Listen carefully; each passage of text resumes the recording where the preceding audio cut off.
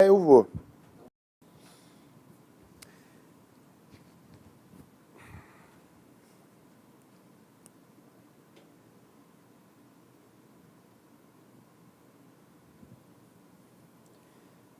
Bom dia a todos, bom dia a todas. Mais uma edição do Diálogo na Web. Hoje o tema é violência contra a mulher, em particular o feminicídio, e a pergunta é como reduzi-lo. Quem quiser participar, poderá participar através do nosso chat no Facebook, nosso Fundação Fernando Henrique Cardoso, e nosso, com a licença do Quebrando o Tabu, que mais uma vez é nosso parceiro nesse Diálogo na Web. Queria agradecer o Quebrando o Tabu. Pode participar também enviando perguntas para o e-mail alvivo@fundaçãofhc, sem cedilha e sem acento.org.br. Temos hoje 3 convidados. Eu começo aqui imediatamente à minha esquerda pela Silvia Chaquian, que é promotora de justiça do Ministério Público de São Paulo desde junho de 99, é especialista em violência de gênero, doméstica e familiar contra a mulher, é secretária executiva de um grupo que foi criado no âmbito do Ministério Público Paulista de atuação especial de enfrentamento à violência doméstica e é mestre em Direito Penal pela PUC São Paulo. À esquerda da Silvia, a Vânia Pazinato, socióloga, especialista também em gênero, violência, justiça criminal e políticas públicas de enfrentamento à violência contra as mulheres, coordenou a área de acesso à justiça no escritório da ONU Mulheres em Brasília de 2014 a 2016, é consultora de um programa das Nações Unidas chamado PNUD, Programa das Nações Unidas para o Desenvolvimento, e é pós-doutora pelo Núcleo de Estudos de Gêneros PAGU da Unicamp.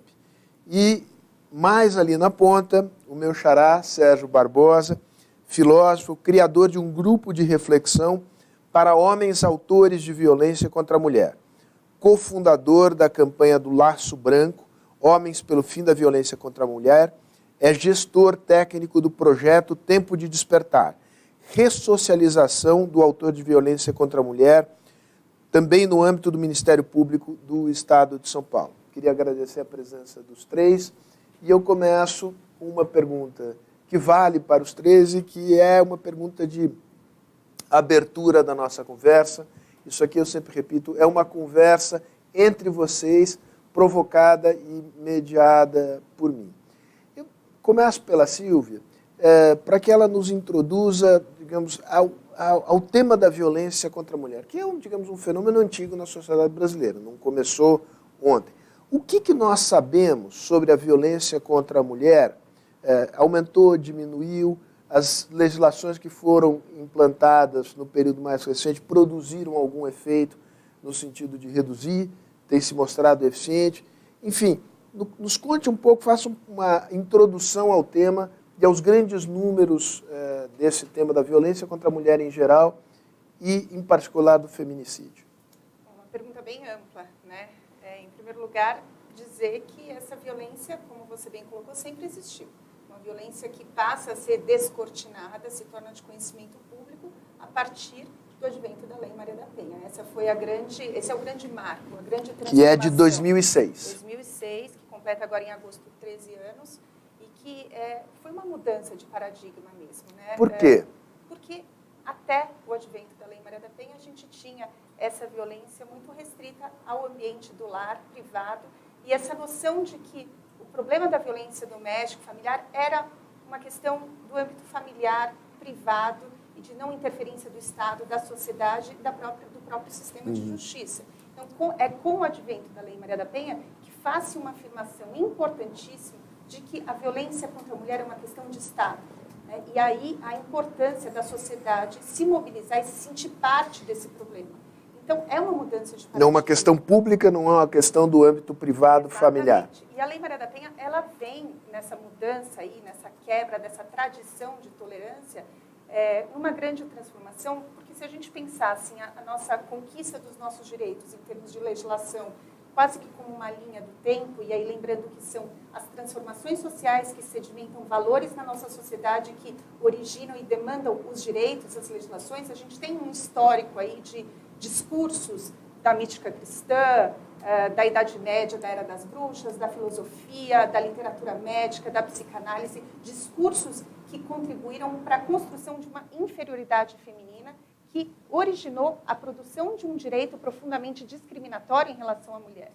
E é a partir do advento da dignidade humana e principalmente da contribuição do pensamento feminista é que muda-se, então, essa concepção sobre a mulher para compreendê-la como sujeito de direitos, e é essa noção, é esse novo valor social sobre a mulher que vai exigir a produção de um novo direito. Que direito? Eu vou te pegar funcional e achei tão boa essa sua introdução, é uma linha do tempo. Que eu queria tomar esse tema, digamos, das transformações no plano dos valores e das práticas, Vânia, que produziram essa mudança, que se expressa na Lei Maria da Penha, mas não começa com a Lei Maria da Penha. Quer dizer, que mudança de valores foi essa? Eu até ia fazer essa pequena correção histórica, né, na colocação da Lei Maria da Penha, porque no Brasil, pelo menos, nós começamos a falar sobre violência contra as mulheres como um problema público e um problema de políticas públicas na década de 80, né? Em todo o processo de redemocratização da sociedade, o movimento feminista se mobiliza junto a outros movimentos sociais para trazer uma demanda por cidadania e reconhecimento de novos grupos dentro dessa cidadania. E o tema da violência contra a mulher, então, emerge também nesse momento, né? É ali, então, nos anos 80, justamente com o homicídio de mulheres, à época tratado como o crime da legítima defesa da honra, né? A gente tem um caso clássico, sempre referência, de Dock Street e Ângela Diniz, que marca ali sim um ponto de mudança, né? De que o Estado e a sociedade não poderiam ficar calados diante de uma violência como essa. Só para os mais jovens, uma nota de rodapé. Dock Street e Ângela Diniz são um crime do final dos anos 70, salvo engano. Final dos anos 70. Duas linhas, o que foi e que fim levou. É um casal que, inclusive, foge desse padrão quando a gente pensa em violência contra a mulher, porque não era um casal de classe baixa, sem educação e etc., pelo contrário, né? Era um casal de classe média e de uma elite. Classe média alta. Classe média alta. Foi em Búzios. Ela era modelo, se não me engano. Mineira. Né? Mineira. E ele a matou no momento em que ela quis colocar fim ao relacionamento, né? Ele a assassinou no final de semana em Búzios. E a justificativa dele é que ele teria tido a honra dele ferida pelo comportamento dela, pelo fim do relacionamento e por um comportamento sexual que ela teria à época e que seria ofensivo para ele. Ele a matou e a sua defesa alegou justamente, né, que ele teria agido, então, por esse impulso de proteção à sua honra, a uma legítima defesa da honra. Um argumento que durante muitos anos no Brasil vigorou e aí sustentou, né, a absolvição de muitos autores de violência, de muitos homicídios de mulheres. Esse caso causou um impacto muito grande justamente pelo fato de Ângela Diniz ser uma pessoa da elite, né? Causou um impacto grande na sociedade. E provocou uma reação, então, do movimento de mulheres à época, em movimento feminista, que contestaram esse argumento da legítima da honra, contestaram publicamente no momento em que mobilizações públicas já começavam a acontecer na reivindicação por direitos e forçaram um novo julgamento, né? Conseguiram fazer com que o Ministério Público... No primeiro julgamento ele foi absolvido. Ele foi absolvido e no segundo julgamento ele foi condenado, né? E ali se abriu, então, um precedente para o questionamento sobre esse argumento da legítima defesa da honra. Como, na verdade, se estaria ali protegendo um ideal de família, um ideal de casamento, de relacionamento, e desconsiderando o lugar da mulher, como Silvia dizia, como sujeito de direitos, né? E, a partir deste momento, a gente, então, começa a trazer esse momento para o espaço público, mas sem conseguir consolidar neste debate uma movimentação das instituições para responder de uma outra maneira a esta violência. A gente volta a esse ponto. Deixa eu colocar o Sérgio na conversa. Sérgio, você tem um trabalho de 20 anos com homens autores de violência. 20 anos nós estamos falando de meados dos anos 90. O que você observou da tua perspectiva, da tua prática de mudança nesse período de 20 anos com relação a este problema? A contribuição dos estudos feministas, dos estudos sobre as mulheres, mostra que essa violência ela não acontece no espaço público, ela acontece no espaço doméstico. E o agressor ele tem uma longa convivência, muitas vezes, com essa mulher. Então cai por terra aquela ideia que a agressão ocorre em espaço público, que a mulher não conhece o agressor. O que a gente vem notando é que essa violência ela não é natural, ela é construída. Ela é construída porque tem valores e essa sociedade patriarcal ela impõe determinados valores e homens assumem esses valores como verdades, como casou comigo, é casamento para sempre. Percebe-se é minha, né? É minha. E essa violência, ela hoje ela é mostrada porque antes ela era escondida. Então isso, muitos homens se escondiam na impunidade, era uma coisa privada, ninguém metia a colher, já existe o ditado, né? Então essa mulher ficava refém de toda essa estrutura. O que vem acontecendo agora? As mulheres vêm denunciando, né, vêm tendo mais equipamentos, ainda não tantos equipamentos como seria necessário, e a gente percebe que essa situação, os homens, não que estão entrando em crise, mas estão entrando em um colapso. Colapso de quê? De valores. Então esse machismo, não existe mais espaço, né, não existe mais o lugar, as cantadas, as brincadeiras, isso tudo hoje já está bem aberto na sociedade. Né? Não podemos mais conviver com esse modelo de nossos pais, de nossos avós. Então, o que os homens têm que fazer, pelo menos estão 50 anos em atraso a toda a discussão já realizada pelas mulheres na sociedade. Né? É preciso estar mais atento. A violência contra a mulher não é um problema da mulher, é um problema de homens e mulheres na sociedade. Sérgio, eu não sou violento. Tá, mas tudo bem que você é um homem não violento, mas você é omisso.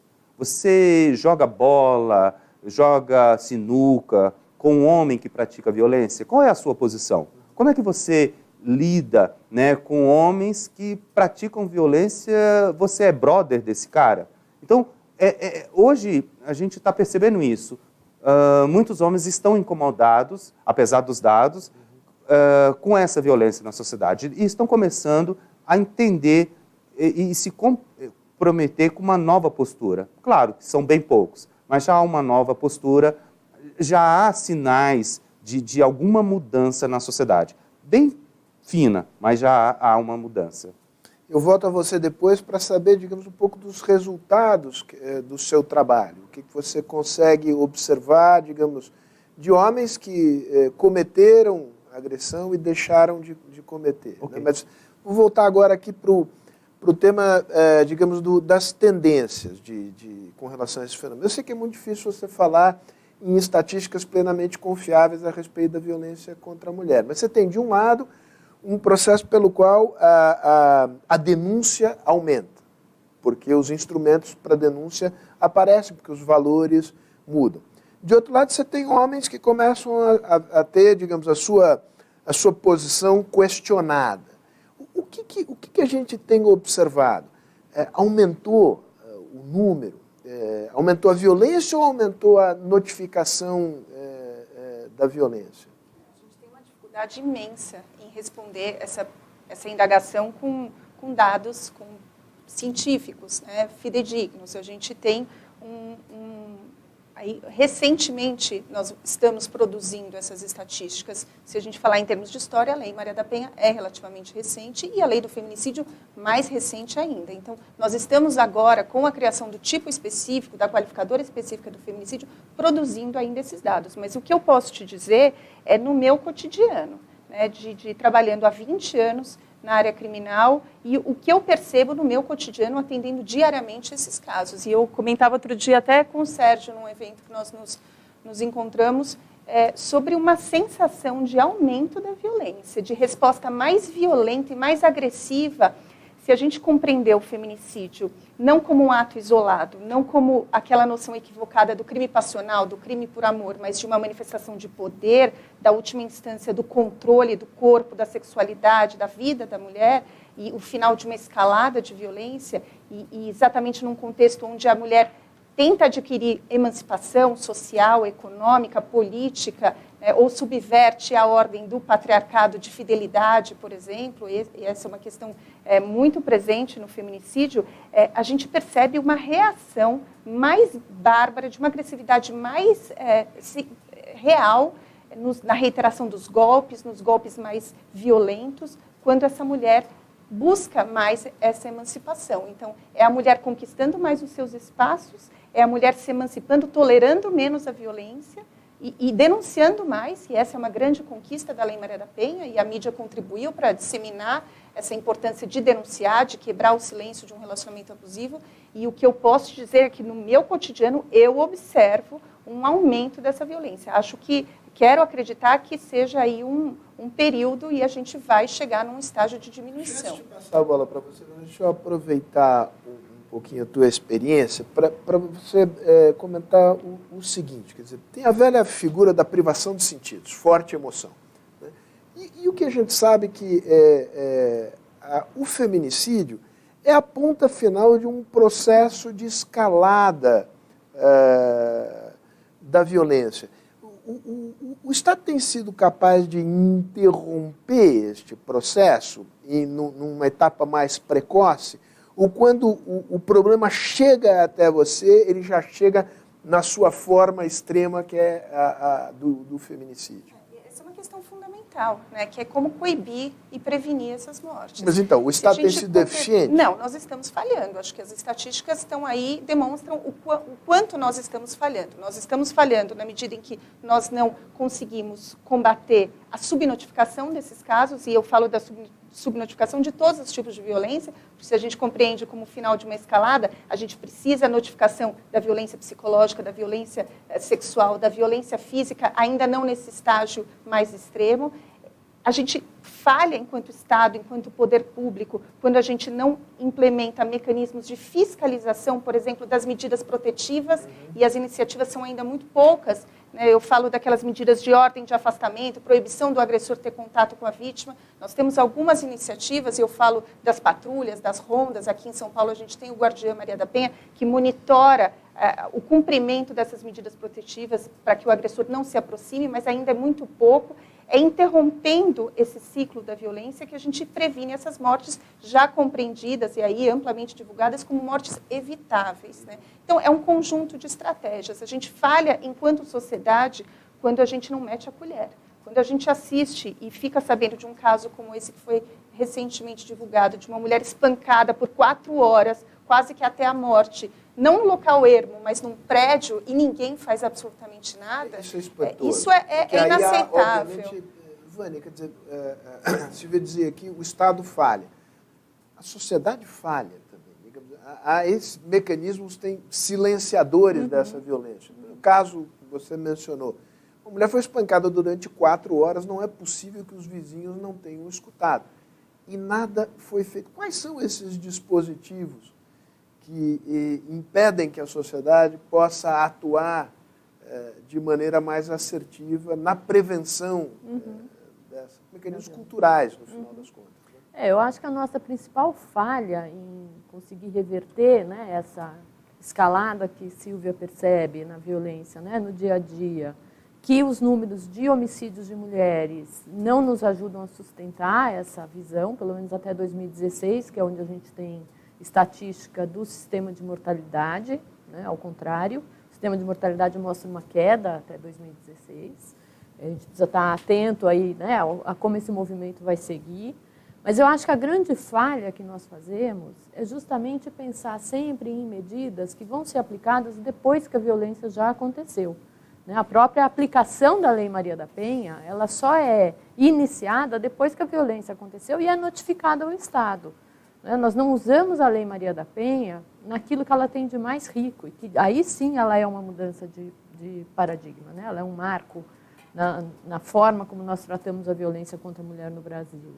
ela traz uma política pública que pensa, inclusive, em medidas de prevenção, no campo da educação, para a gente poder fazer essa transformação cultural que você menciona. Nós não trabalhamos essa dimensão da Lei Maria da Penha.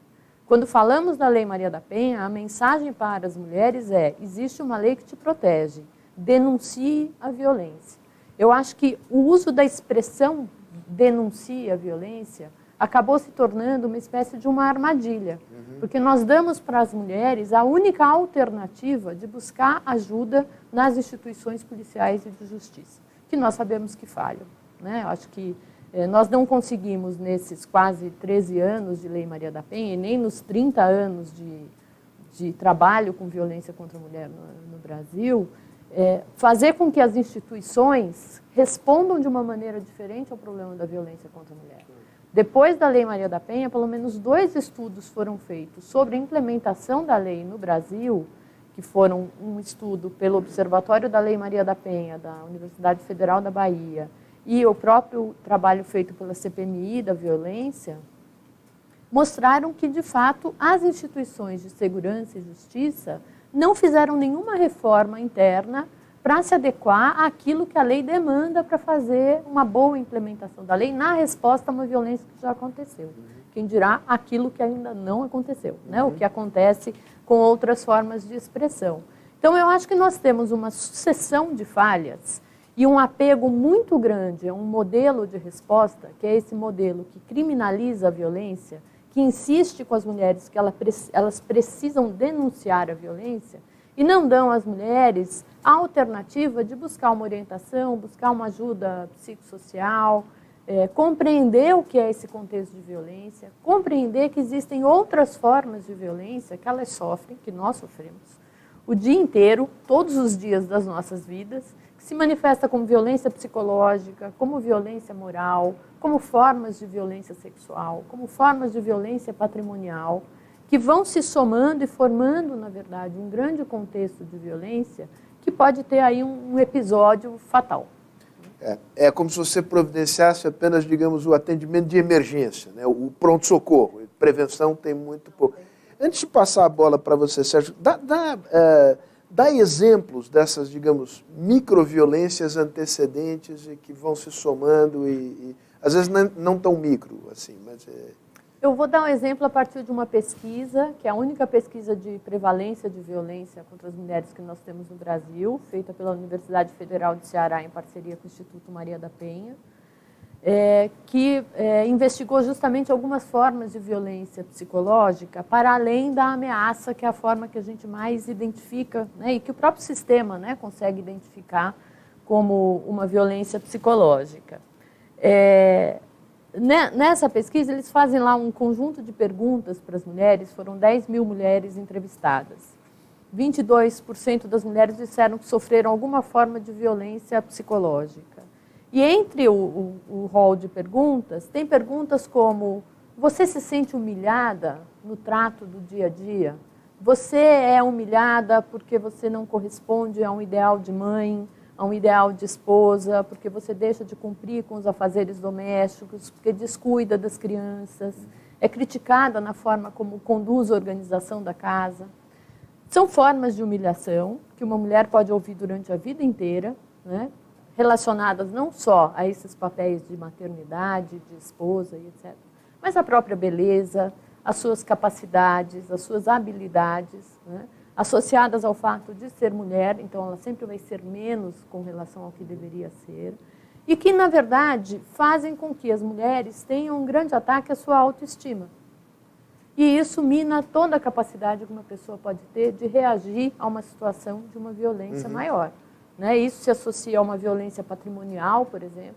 A mulher ela até trabalha fora, ela até ganha mais do que o seu companheiro, mas o companheiro trata esse dinheiro como um acessório ao orçamento doméstico. Não é ela que ganha mais e sustenta a família. O que ela ganha ajuda no orçamento doméstico. E mesmo ele ganhando mais, ele continua nesse lugar do homem, né, do provedor econômico.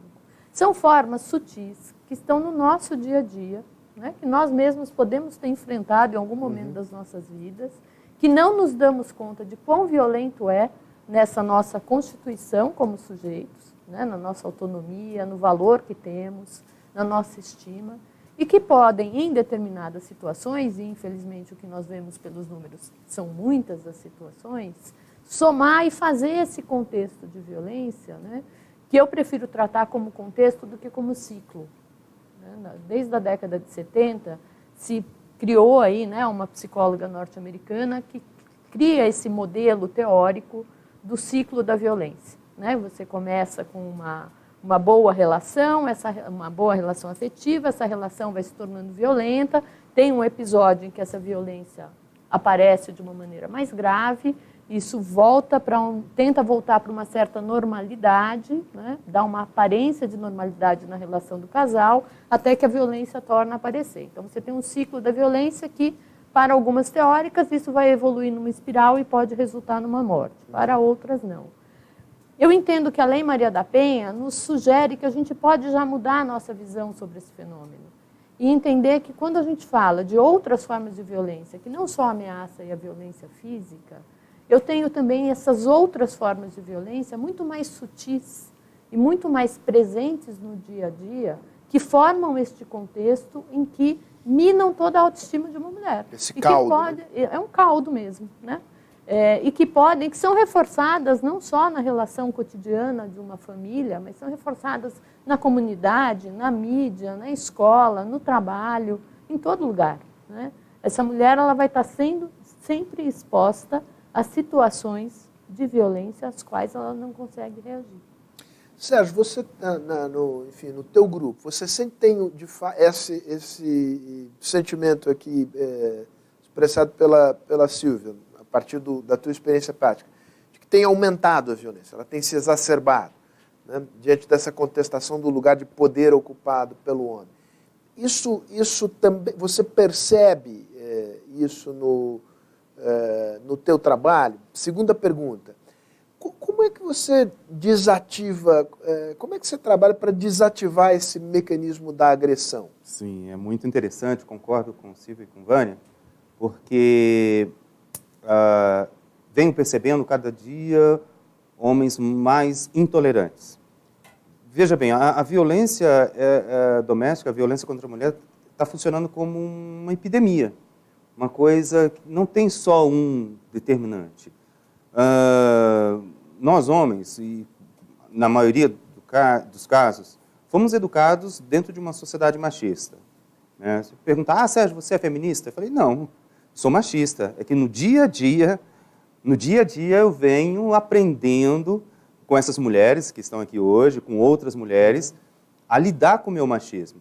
Porque é muito interessante abrir mão dos privilégios, abrir mão, né, de conversar, de discutir.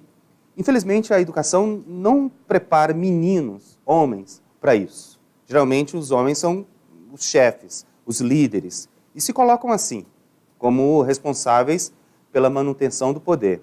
E quando você encontra uma mulher empoderada, uma mulher com autonomia, qual é a reação desse homem? Né? Frustração? Medo? Impacto? Como que esses homens estão reagindo?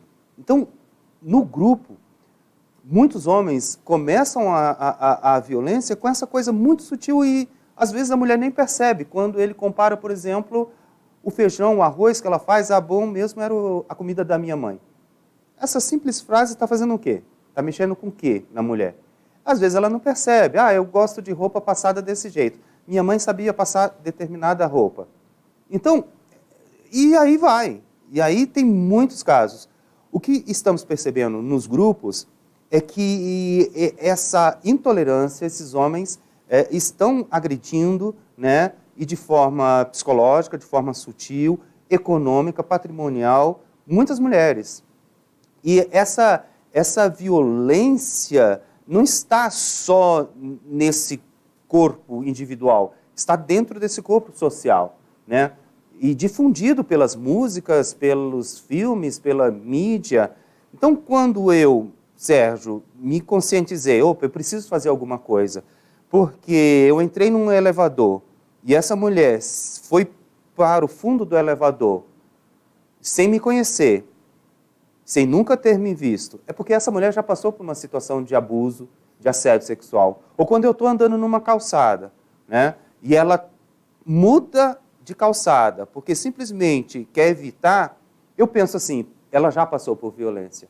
Então eu, como homem, eu tenho que ter consciência de que essa violência, ela é uma violência simbólica que causa, né, danos reais à mulher, mas à sociedade. Deixa eu te interromper, deixa eu lançar uma pergunta geral aqui. Mas começando por você mesmo, Sérgio, que é o seguinte, não tenho a menor dúvida que você tem o tal contexto do qual nos falou aqui a Vânia.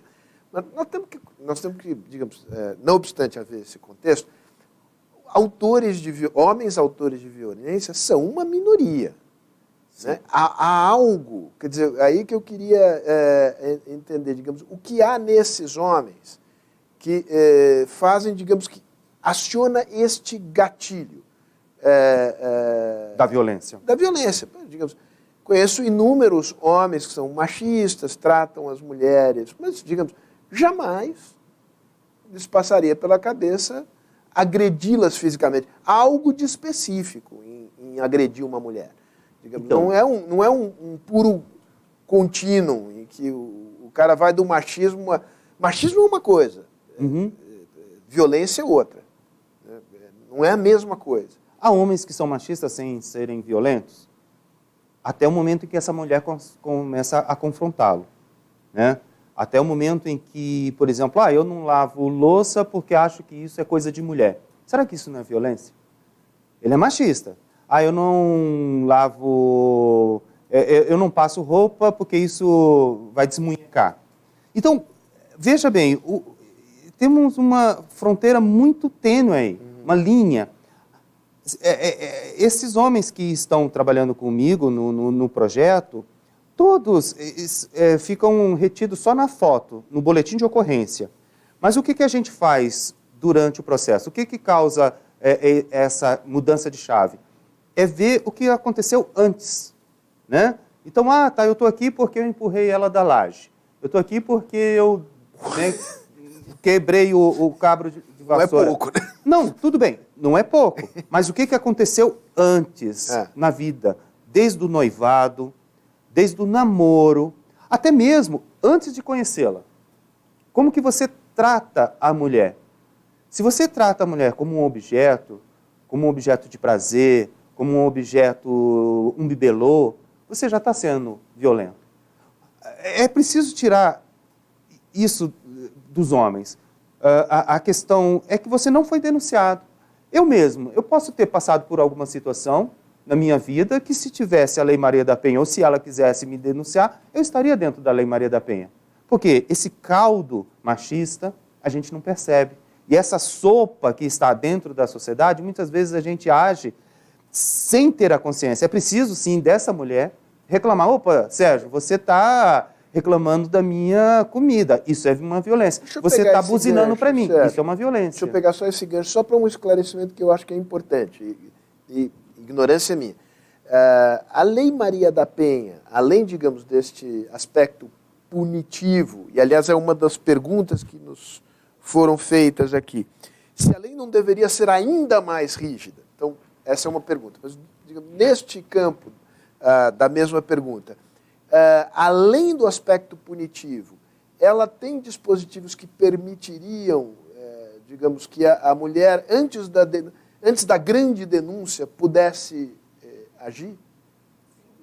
Essa é a grande contribuição da Lei Maria da Penha, que não é uma lei punitivista, é trazer todo esse arcabouço completo de políticas públicas voltadas, inclusive, principalmente, à prevenção da violência. Então, digamos, ela prescreve a sem dúvida. Mas o que ela diz a respeito do que a mulher pode fazer para acionar o sistema legal? Na medida em que a lei já prevê que a mulher em situação de violência deve se socorrer de uma rede de equipamentos, de serviços, uma rede articulada, com um fluxo adequado de encaminhamento, ela está prevendo que essa mulher pode, como a Vânia colocou, pedir ajuda, solicitar acompanhamento, atendimento. Rede articulada de atendimento se lê aí, saúde, serviços especializados, assistência social, delegacias especializadas. O Ministério Público age no sentido de provocar o poder público a que haja oferta? Age fiscalizando, exigindo a implementação e o bom funcionamento da rede, e o Ministério Público, assim como as outras instituições, é parte dessa rede também. Tem suas funções, tem produzido resultado esse esforço do Nós temos ainda muito que caminhar. Mas o que foi possível caminhar? Mas já é possível dizer que há avanços na medida em que a gente tem um crescimento de implementação de serviços especializados, de delegacias especializadas, de casa-abrigo, porque nós falhamos, mais uma vez, enquanto poder público, quando nós não garantimos essa rede. Onde essa mulher está morrendo? Né? Em que região que essa mulher mais morre? Essa mulher morre quando ela não tem nem sequer onde buscar ajuda, onde ela não tem o amparo de uma delegacia especializada, de um serviço, onde ela não consegue ter... Ou seja, as mulheres pobres são mais vulneráveis. A gente precisa fazer esse recorte sempre, porque são esses, não há como não contextualizar e evidenciar um contexto racial da morte dessas mulheres. Quem são as mulheres que mais morrem? Isso existem estatísticas demonstrando aí um aumento vertiginoso da violência. As mulheres negras, né? As mulheres periféricas, as meninas e mulheres negras. Então é preciso evidenciar esse contexto e esse contexto de carência desses serviços, desses equipamentos. Dá exemplos de serviços, assim, casa-abrigo... Casa-abrigo, centros de referência... Casa-abrigo digamos, para retirar a mulher do local onde ela sofre violência e abrigá-la num lugar. Existem situações extremas de violência em que você precisa se socorrer dessa política, que é extrema, mas que é importante para garantir a vida daquela mulher. Casa de passagem, em determinados contextos, a mulher precisa de um local para passar 1 ou 2 noites até conseguir refazer a sua vida, mudar de cidade, enfim. Todos esses serviços... É preciso também ampliar essa noção para o fato de que é preciso garantir, por exemplo, autonomia financeira para essa mulher quando a gente fala em sair de um relacionamento violento. E se essa mulher não tem autonomia financeira, ela não sai. Se ela não tem uma creche naquela região para deixar os filhos, ela não consegue autonomia financeira. Então, a questão da violência doméstica familiar, ela perpassa todas essas áreas, né?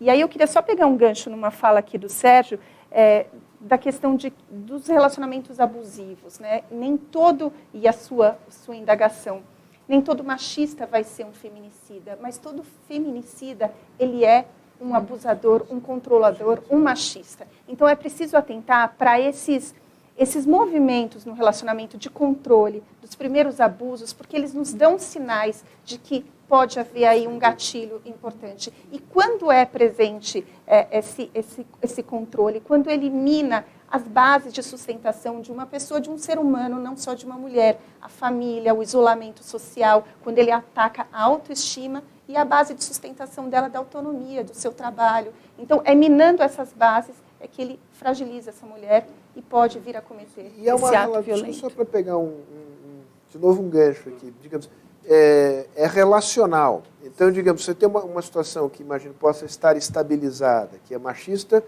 hierárquica, assimétrica, mas não violenta. No momento, foi o que você mencionou, em que a mulher começa a testar maior autonomia, isso pode desencadear a violência. O que, digamos, é uma boa hipótese para explicar o porquê, talvez, de fato, esteja ocorrendo aumento da violência, porque tem havido um aumento, digamos, de ganhos de autonomia. As mulheres se arriscam mais do que se comportam.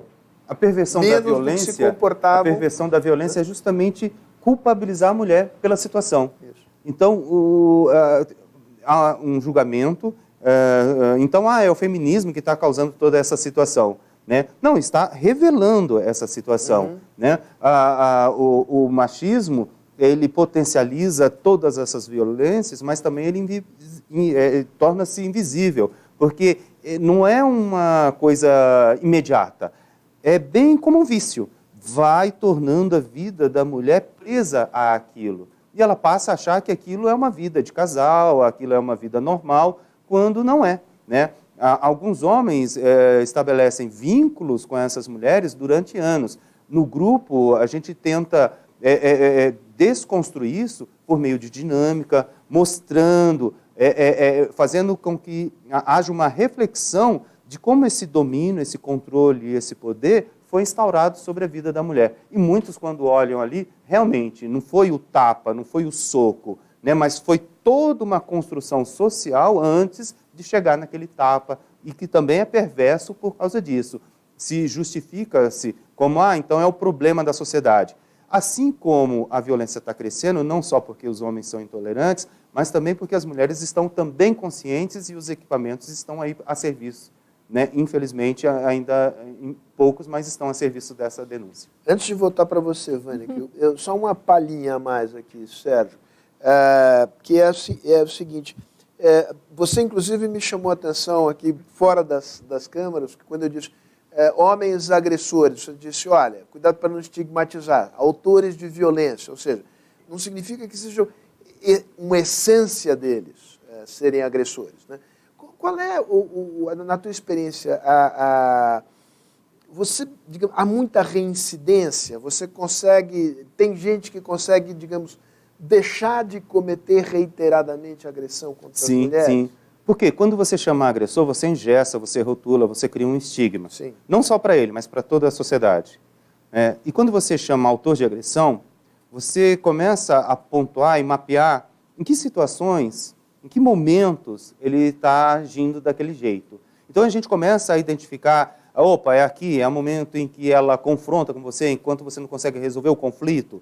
Né? Porque esse homem autor de violência não é autor de violência contra todas as pessoas.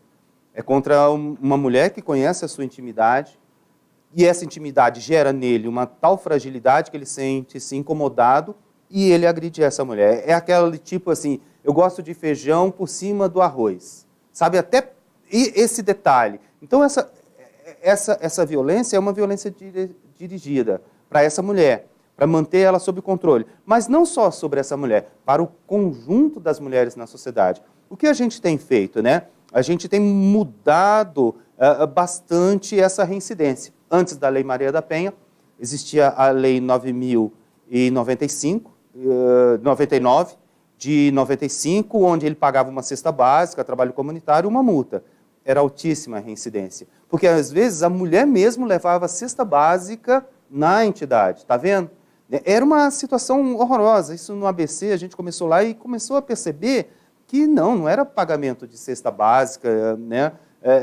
A mulher levava a mulher, às vezes, levava a cesta básica na entidade. Às vezes, ela levava o ofício do juiz para o autor de violência, para o homem, ela mesma. Não tinha nem um escrivão, não tinha nada. Ela entregava, não era nem na delegacia. Então, era horrível. O que a gente está percebendo é que quando ele começa a fazer o grupo com muita resistência, a ficar nas sessões, ele começa a diminuir e aumentar o seu repertório para entrar num cenário de resolver esse conflito sem o uso da violência. E com isso vem diminuindo. É claro que faltam estudos, mas a gente já diminuiu bastante, porque cada homem autor de violência ele ganha um número, né? Uma ficha de antecedentes. E a gente pode acompanhar se ele entrou de novo no sistema. Você atende quantas pessoas? A gente atende, por grupo, 30, 40 homens, por cerca de 4, 5 meses. Mas é muito pouco. Né? A gente está precisando formar novas equipes, capacitar mais pessoas para também atuar, né, junto aos fóruns, junto a entidades, para que haja o movimento. Por isso a importância de homens estarem participando desse movimento, entender a ação. Eu não sou violento, para que eu vou discutir esse tema? Não, mas é justamente, você é não violento para justamente entrar e quebrar esse ciclo da violência, essa omissão. Vânia, o exemplo aqui do Sérgio é de uma organização não governamental que faz aí o seu trabalho. Dá um pouco o panorama, digamos, do que tem de ONGs envolvidas nesse, e em particular o papel que as igrejas desempenham ou não desempenham nesse tema. Eu queria só voltar um pouquinho antes na questão da rede, e no que a Lei Maria da Penha mesmo prevê, né? Se você fizer uma leitura integral da Lei Maria da Penha, você vai ver que ela tem uma série de recomendações ao Executivo Federal, dos estados, dos municípios, ao Poder Judiciário, né, aos órgãos da segurança, etc. E algumas medidas que estão previstas na Lei Maria da Penha já indicam que a implementação integral da lei e você ter políticas que respondam à complexidade da violência, porque é disso que a gente está falando aqui, né? A complexidade que é trabalhar com a violência contra a mulher, ela só vai acontecer se você articular com outras políticas já existentes. Então, você articular na política de saúde do SUS, para que as mulheres vítimas de violência tenham atendimento. Do SUS. Ali aparece, né? Aparece e ainda é invisível, né? Não tem a recepção que deveria ter no sistema de saúde. Também aparece a hora que a mulher tem um ferimento, né? Não tem também um trabalho de prevenção. Articulação com o SUAS, articulação com o ECA, com o Estatuto do Idoso, mostrando que essa violência ela afeta a mulher, não só nesse grupo que nós estamos privilegiando aqui na nossa fala, porque a gente está olhando uma partezinha do problema. A gente está olhando para aquela mulher que é vítima da violência nas relações conjugais. A gente não está olhando que a violência contra a mulher afeta criança, menina desde pequena, até a mulher idosa, com a mesma, dentro do mesmo esquema de dominação que uma sociedade promove de um homem contra uma mulher. Violência exercida por pessoas, digamos, do seu círculo próximo. Em geral, sim. Né? Para esses grupos, sim. Né? Principalmente para esses grupos. Né? Meninas são muito mais vítimas de violência sexual dentro de casa e por pais e parentes. E mulheres idosas são vítimas de violência física e, inclusive, sexual, promovida por cuidadores e pessoas que estão ali cuidando, podem ser familiares ou não, né? Pessoas contratadas para este cuidado. Nós não olhamos esta violência contra a mulher, que as mulheres sofrem, como uma violência também baseada no gênero, nessa desigualdade estrutural que é sustentada pela diferença entre homens e mulheres. Então, esta é uma coisa que a Lei Maria da Penha também já aponta. Nós temos que olhar para todas as mulheres e aplicar a Lei Maria da Penha para todas as mulheres, não só para um grupo restrito. Não é só a violência nas relações conjugais. Mas, em cima deste grupo, né, desta parte do problema, que se organizou toda uma rede de atendimento, como a Silvia dizia. Uma rede que até 2016 vinha em crescimento. Tinha um investimento grande, principalmente por conta de uma política nacional de enfrentamento à violência, que estimulava estados e municípios na criação dos serviços. A partir de 2016, um pouco antes até, a partir de 2015, o governo federal começa a diminuir o investimento nessa área.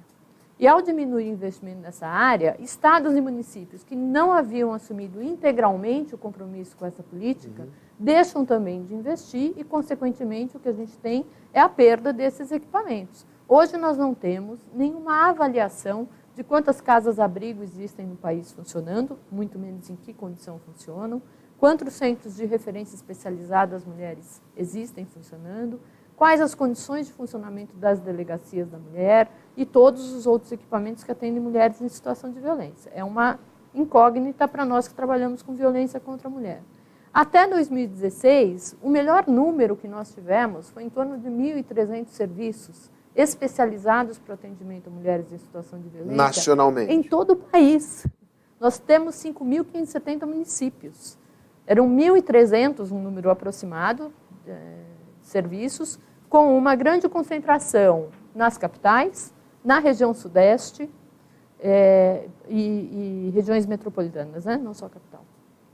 Isso já dá um pouco do cenário de como a gente distribuiu e capilarizou essa política no país. E quando a Silvia diz dessa distribuição da violência... Ou não capilarizou, né? Capilarizou insuficientemente. Né?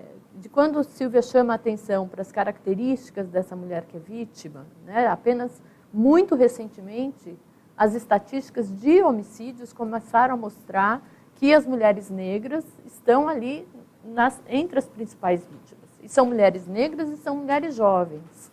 E aí eu queria chamar a atenção para um outro recorte que nós fazemos no problema do feminicídio.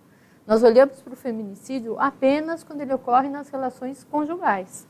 Nós substituímos o que antes chamávamos de crime passional, felizmente tiramos essa expressão do nosso vocabulário, não é um crime passional, não é um crime por amor, ao contrário, é um crime de dominação, é um crime de poder, de ódio, mas olhamos apenas para o crime que ocorre nas relações conjugais.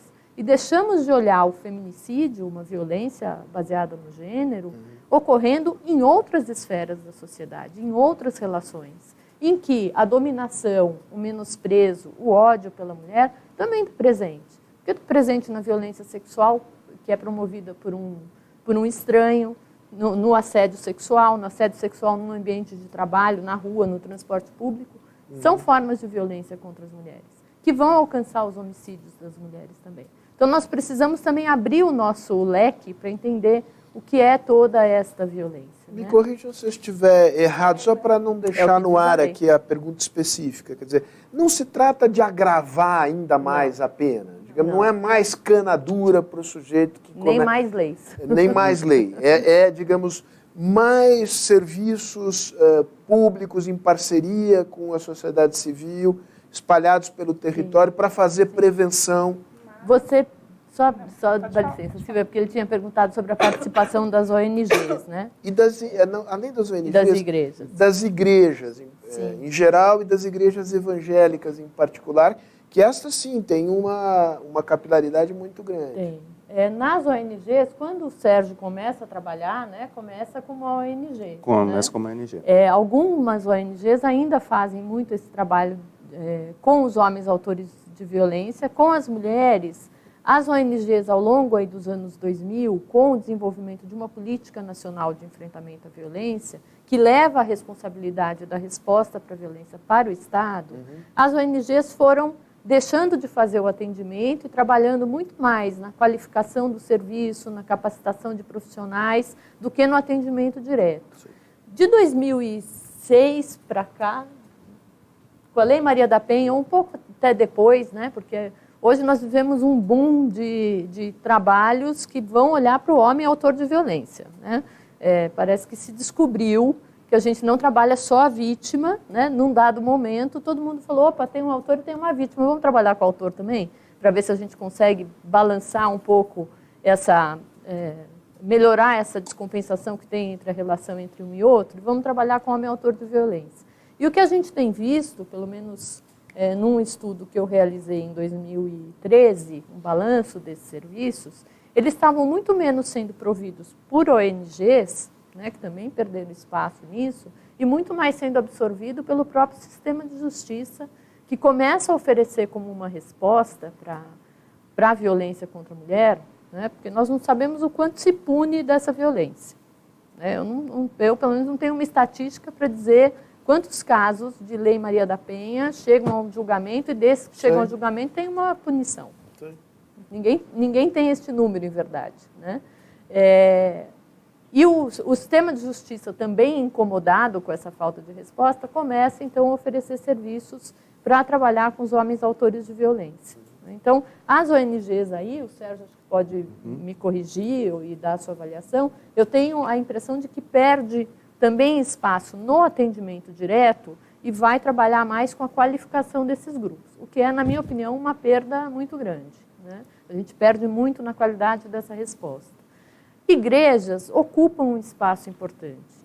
Eu acho que não dá para a gente falar das igrejas evangélicas, né, da igreja católica, porque há uma diversidade grande aí dentro das correntes, né, das igrejas evangélicas. Eu acho que tanto ocupam um espaço reforçando a violência, né, e a permanência das mulheres na situação de violência, mas também existem segmentos dessas igrejas que trabalham com o enfrentamento à violência, ajudando as mulheres a saírem da situação de violência, questionando essa relação entre homens e mulheres, né? A partir de uma visão religiosa da família, do que deve ser preservado ali. Né? Então, eu acho que tem um campo para a gente trabalhar dentro da religião que tem sido problematizado, né? Tem sido um pouco mais trabalhado, mas que ainda é pouco conhecido. Como é que a gente trabalha, se aproxima mais da religião, das igrejas, para poder usar esse espaço como um espaço também de prevenção da violência, né? Não como responsabilização, não como responsabilização das mulheres ou como um espaço de reforço da família, acima de tudo, mas como um espaço de prevenção da violência. Vocês querem acrescentar? Eu só ia complementar e fazer um contraponto aqui quando você falou não precisamos de mais leis, mais penas, mais serviços. E eu concordo, mas eu só quero pontuar que nós também não podemos, nesse estágio que nós estamos, desse tempo histórico, social, abrir mão do direito penal ainda. Né? O direito penal ele tem o seu papel. queiramos ou não. O direito penal, ele é o reflexo sociocultural da nossa sociedade, o que significa que ele também é reflexo da nossa carência de valores morais, éticos. Nós precisamos de uma lei que diga que ejacular numa mulher que está a caminho do trabalho é crime, o que é devastador em termos de que estágio estamos na humanidade, em termos de respeito ao corpo, à sexualidade da mulher.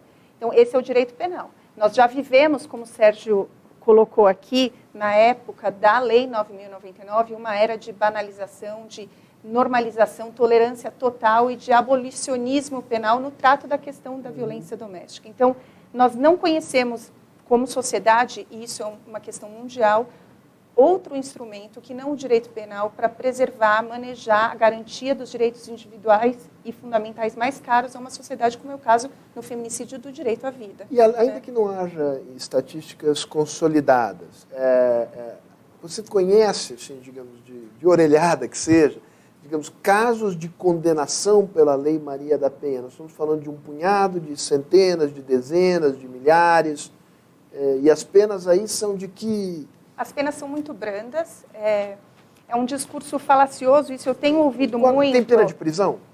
Existe a pena privativa de liberdade prevista, mas para esses crimes mais corriqueiros, ameaças, violência psicológica, ameaças, perseguições, lesão corporal, vias de fato, essas agressões mais cotidianas, a pena é cumprida em regime aberto. Por isso que esse discurso do a lei é punitivista, proporciona um encarceramento em massa. Só em caso do homicídio muito dissociado da realidade de quem trabalha. No caso de crimes dolosos contra a vida, crimes hediondos, como é o caso do estupro, ou da tortura, ou do feminicídio, aí sim. E aí eu acho que é importante também fazer aqui um alerta, porque eu cheguei a ver, muito por conta do 8 de março, na semana do 8 de março, a divulgação, principalmente em redes sociais, grupos de WhatsApp, de homens e mulheres divulgando muito dados do número de mortes violentas de homens, proporcionalmente maior que o número de mortes violentas de mulher, muito para desqualificar a lei do feminicídio. Deixa eu te interromper para você seguir em frente, isso porque é o tema de por que criar um tipo penal específico para o feminicídio. E é isso que esse discurso buscou no mês de março, desconstruir, desqualificar, né? Dizer que, como assim? No Brasil a gente tem uma lei do feminicídio, mas temos mais notificação de mortes violentas de homens, né? E é evidente que a lei do feminicídio ela não procura hierarquizar vidas, ela nunca se fundamentou no fato de que a morte de uma mulher valha mais para a justiça, para a sociedade, do que a morte de um homem, mas ela evidencia um contexto muito específico das circunstâncias dessa morte, né? Então, sabe-se que a morte violenta de homens acontece, via de regra, nos espaços públicos, praticados por desconhecidos, de forma mais ocasional, esporádica. Então, é a morte pela violência policial, é a morte pela violência do tráfico, é a morte da violência do trânsito, que são terríveis, que precisam ser coibidas, reprimidas e prevenidas a partir de políticas específicas adequadas. Mas a morte que atinge de forma violenta mulheres tem um contexto muito próprio de uma morte praticada no ambiente privado, do lar, praticado por conhecidos, pessoas do seu relacionamento, ou num contexto, como a Vânia falou, porque é isso que traz a lei. A lei do feminicídio, ela tipifica de forma qualificada especificamente o atentado contra a vida da mulher por circunstâncias da condição do sexo feminino, leia-se, circunstâncias de gênero. E a própria lei vai definir que circunstâncias de gênero são essas para dizer quando há um feminicídio. Então, no inciso 1º, quando há o contexto de violência doméstica familiar, uma noção da própria Lei Maria da Penha, mas existe o inciso 2º que evidencia que também há feminicídio quando há uma morte praticada num contexto de discriminação ou de menosprezo à mulher, que é muito próprio dessa violência serial, muitas vezes praticada coletivamente contra várias mulheres, profissionais do sexo, nós temos relatos. Quando a morte é associada à violência sexual, porque a violência sexual é a evidência mais extrema da violência de gênero. Então, numa mutilação dos órgãos genitais, o atentado contra elementos do feminino, rosto, mutilação dos órgãos sexuais, a reiteração de golpes, a manifestação do ódio, da misoginia. Então, essa noção é trazida pela lei do feminicídio. Ela não procura dar hierarquia de vidas, assim como a lei Maria da Penha também não é uma lei sexista, não procurou dizer que a violência contra a mulher é mais grave que a violência praticada contra o homem. Acho que é preciso fazer essa... inclusive, a lei Maria da Penha, ela nem cria um tipo penal. Eu vou cometer a indelicadeza, né, de finalizar, mas como o Sérgio levantou a mão e Vânia também quer falar, rapidinho, porque tem um tempo aqui. Eu sou professor universitário e muitas vezes alunos... Eu estou em um tema e ele pergunta, professor, feminismo é o contrário de machismo? Quer dizer, um aluno universitário perguntar isso significa que ele não tem o conceito ou tem o preconceito, né? Então eu tenho que desconstruir tudo isso e mostrar justamente que esses dados, principalmente no mês de março, assim, os homens matam mais homens do que matam as mulheres, professor. E desconstruir isso é muito importante, porque você está dentro de uma sociedade revanchista, cada vez mais intolerante, e tem que explicar que feminismo não é o oposto ao machismo. E explicar que o homem mata outro homem pela mesma questão machista, mas ele se torna também vítima dele. Então, seria uma oportunidade de trabalhar com esse homem para desconstruir essa violência contra a mulher, violência contra negro, violência contra gays, violência contra ele mesmo. É um espaço oportuno. A Lei Maria da Penha traz essa possibilidade. E concordo com Vânia, porque a sociedade organizada está muito fragilizada nesse momento. Esse contexto todo. Então, é preciso entender que grande parte desse envolvimento dos homens nessa causa reverbera não só para a saúde e vida da mulher, para a qualidade dela, mas também para o próprio homem, né? Fazer parte de uma campanha, seja ela a campanha do Laço Branco, He for She, ou qualquer outra campanha, para entender o que está acontecendo na sociedade e aí sim abrir a possibilidade de diminuir esses números que, infelizmente, pelo que eu estou vendo, pelo que eu estou estudando, ainda vai crescer um pouco mais de feminicídio na sociedade brasileira. Vânia, eu só queria complementar o que Silvia estava dizendo sobre o feminicídio, né? Que a lei vem para dar um nome a esse fenômeno. E a Lei Maria da Penha, ela não cria nenhum tipo penal, na verdade, né? Ela não é uma lei punitivista, ela não cria um tipo penal. Ela cria um nome para essa violência doméstica e familiar ser reconhecida socialmente. É um tipo legal, né, digamos assim, que vai instruir, então, a elaboração dessas políticas e a implementação dessas políticas, sem que, com isso, se espere que haja mais punição com penas mais graves, ainda que, concordo com a Silvia, ainda sejam necessárias. O que eu não concordo é que, a cada novo tipo de violência que nós conseguimos identificar na sociedade, a primeira resposta seja: precisamos de uma lei que vá punir esse comportamento. Né? É isso que nós temos que refletir um pouco mais, se nós queremos, de fato, enfrentar a violência e dar uma resposta a essa violência que seja mais efetiva.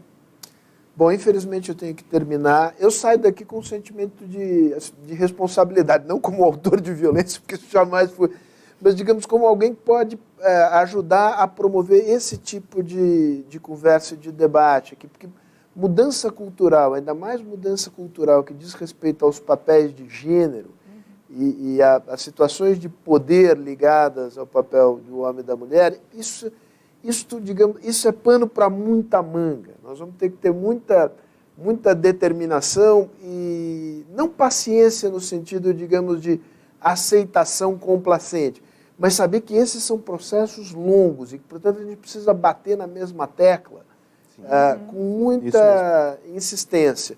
Sem ser chato, porque, digamos, fazendo de uma maneira interessante, e foi o que a gente procurou fazer aqui, eu acho que as ideias voam com asas mais largas. Então, queria agradecer quem nos acompanhou e vou dizer para todo mundo que ficou aqui assistindo que da próxima vez vocês também vão fazer perguntas. Então, preparem-se. Legal? Um abraço para todo mundo. Obrigado a vocês duas e ao Sérgio. Obrigado. Ao Sérgio também.